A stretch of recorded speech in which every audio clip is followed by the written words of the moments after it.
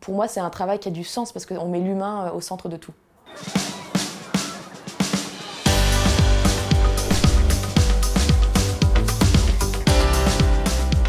Je m'appelle Delphine, j'ai rejoint l'équipe de Wake Up Café en mars. Donc Wake Up Café, c'est une association, c'est une communauté qui accompagne les personnes en détention et à leur sortie pour les aider vers une réinsertion durable et sans récidive.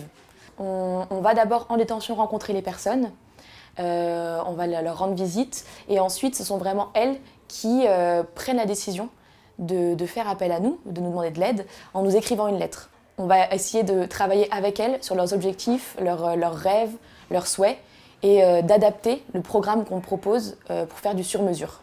Ici, on est donc sur le site Wake Up Café de Boulogne, un endroit qui est ouvert pour les wakers, donc les personnes qu'on accompagne, qu'on appelle les wakers, de 9h à 18h.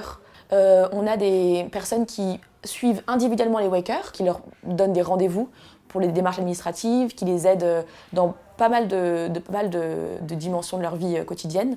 Entre tous ces rendez-vous individuels, il y a les ateliers collectifs, donc 1h30 le matin, 1h30 l'après-midi, où là, l'accompagnement collectif permet le matin un parcours emploi, et l'après-midi, c'est reconstruction de soi. Donc ça passe beaucoup par l'art-thérapie, musique, théâtre, sport.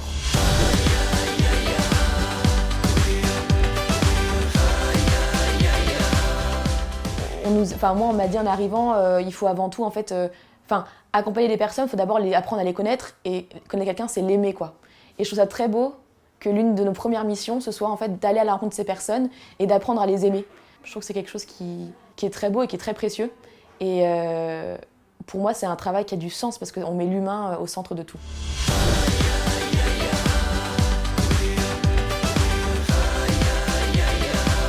Moi, dans le cadre de mes études, entre mon M1 et mon M2, je suis partie envoyée par l'ONG Fidesco au Congo, à Lubumbashi. Pendant 1 an et demi, j'ai été envoyée auprès des enfants et des jeunes adultes de la rue. Ça a été la plus belle expérience de ma vie. Et lorsque je suis rentrée, j'ai repris mon Master 2. Après avoir été diplômée, je me suis dit où est ma place en France ? Je me suis dit je vais rencontrer des gens qui travaillent dans le domaine de l'associatif, de l'humanitaire. Et je vais prendre le temps de les écouter. Et en fait, j'ai rencontré une dizaine de personnes qui m'ont parlé de leur parcours de vie. À leur tour, elles m'ont écouté et je me suis dit, il y a un moment où ça va matcher. Et ce moment est arrivé en mars, où je suis arrivée à Wake Up Café.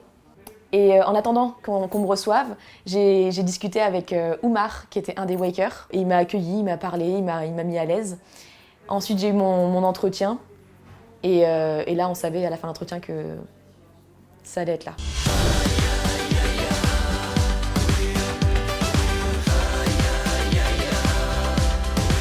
Je crois que la première chose que ça m'a appris, c'est que malgré l'envie, on ne peut pas sauver tout le monde. Et ça a été un premier choc, 3 semaines après mon arrivée en mission.